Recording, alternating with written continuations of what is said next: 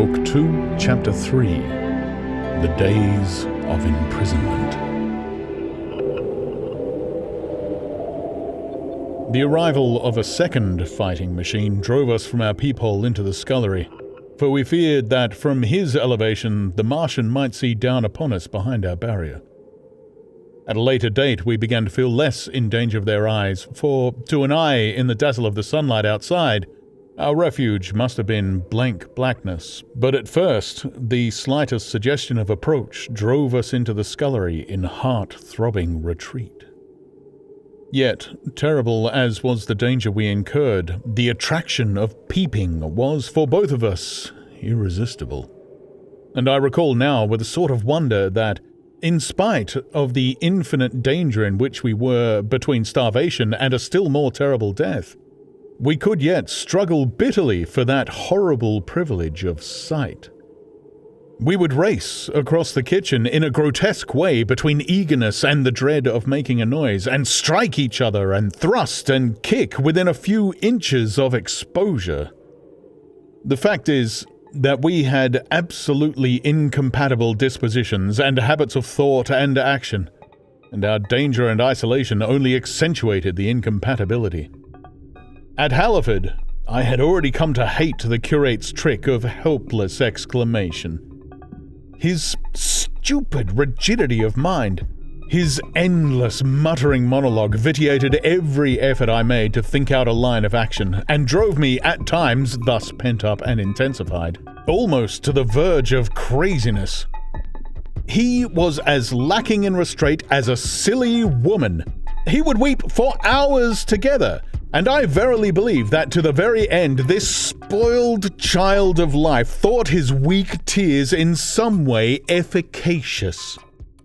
And I would sit in the darkness, unable to keep my mind off him by reason of his importunities. He ate more than I did, and it was in vain that I pointed out that our only chance of life was to stop in the house until the Martians had done with their pit. That in that long patience a time might presently come when we should need food. He ate and drank impulsively, in heavy meals, at long intervals. He slept little. As the days wore on, his utter carelessness of any consideration so intensified our distress and danger that I had, much as I loathed doing it, to resort to threats, and at last to blows. That brought him to reason for a time. But he was one of those weak creatures, void of pride, timorous, anemic, hateful souls, full of shifty cunning, who face neither God nor man, who face not even themselves. It is disagreeable for me to recall and write these things, but I set them down that my story may lack nothing. Those who have escaped the dark and terrible aspects of life will find my brutality, my flash of rage in our final tragedy easy enough to blame, for they know what is wrong as well as any, but not what is possible to tortured men. But those who have been under the shadow, who have gone down at last to elemental things, will have a wider charity.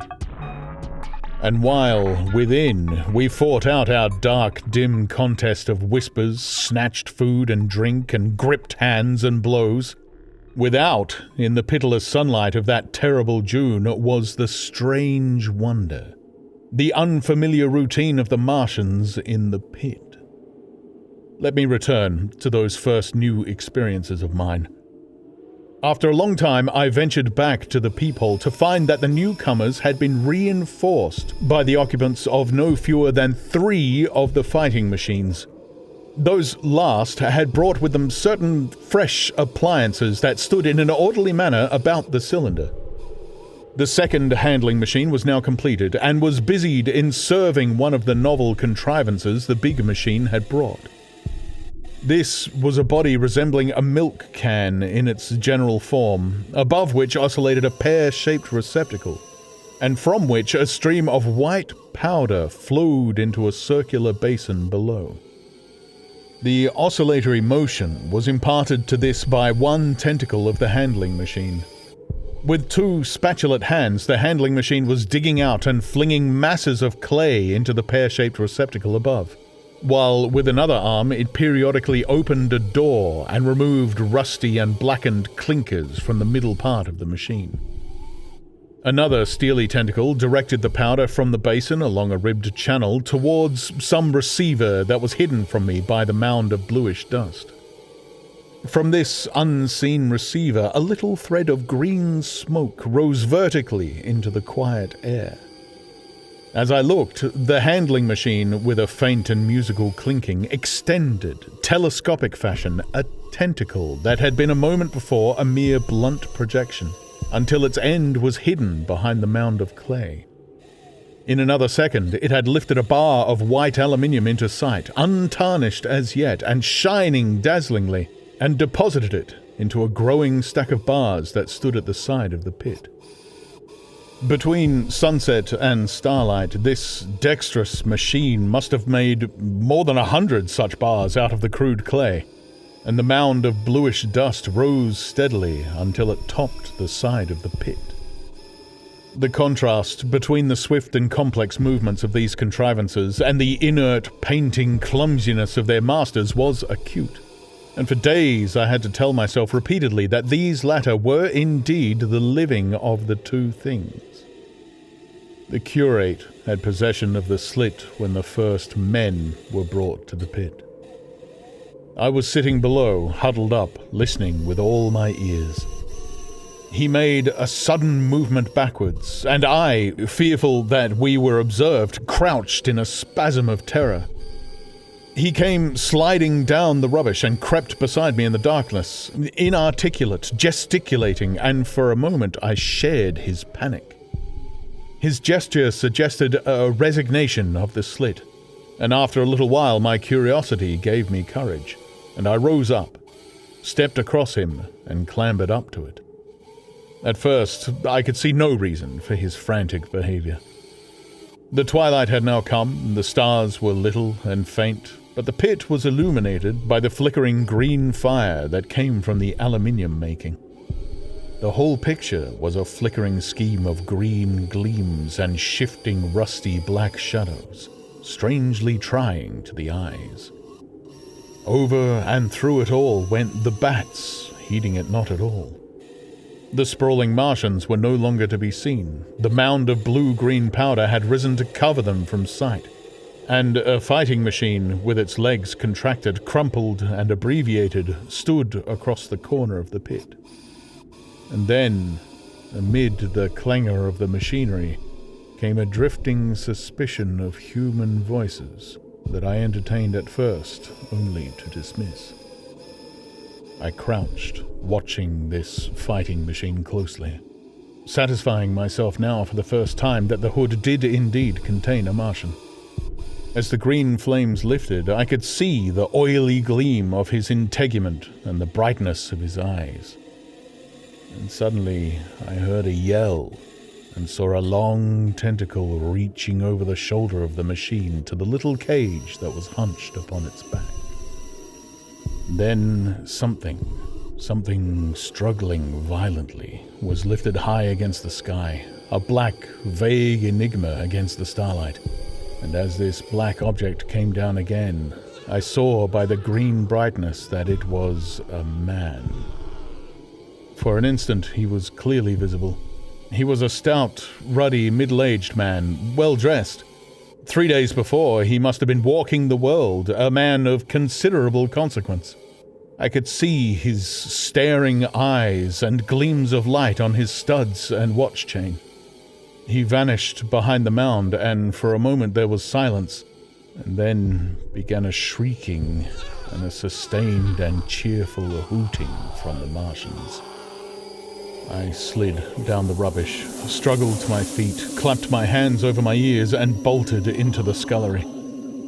The curate, who had been crouching silently with his arms over his head, looked up as I passed, cried out quite loudly at my desertion of him, and came running after me.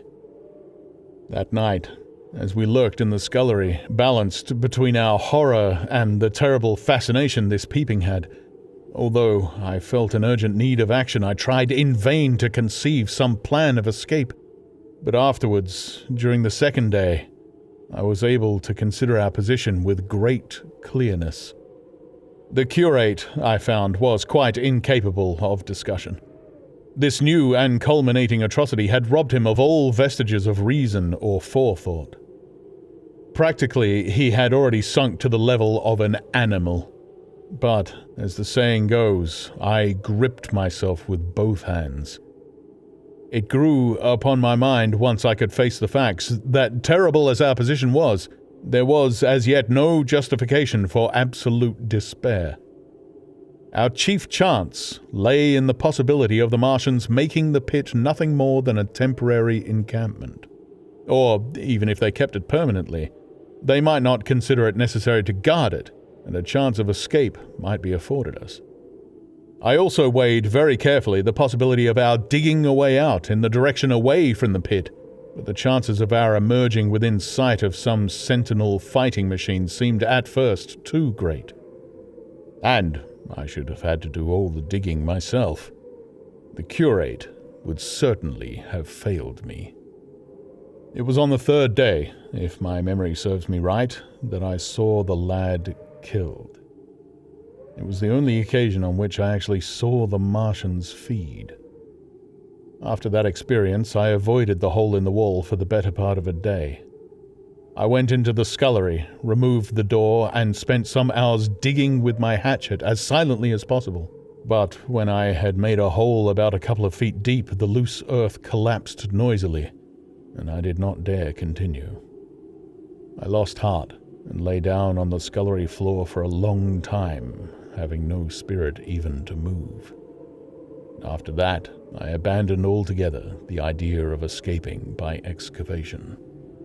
It says much for the impression the Martians had made upon me that at first I entertained little or no hope of our escape being brought about by their overthrow through any human effort. But on the fourth or fifth night, I heard a sound like heavy guns. It was very late in the night, and the moon was shining brightly. The Martians had taken away the excavating machine, and save for a fighting machine that stood in the remoter bank of the pit, and a handling machine that was buried out of my sight in a corner of the pit immediately beneath my peephole, the place was deserted by them. Except for the pale glow from the handling machine and the bars and patches of white moonlight, the pit was in darkness, and except for the clinking of the handling machine, quite still. That night was a beautiful serenity. Save for one planet, the moon seemed to have the sky to herself. I heard a dog howling, and that familiar sound it was that made me listen. Then I heard, quite distinctly, a booming exactly like the sound of great guns. 6 distinct reports I counted, and after a long interval, 6 again, and that was all.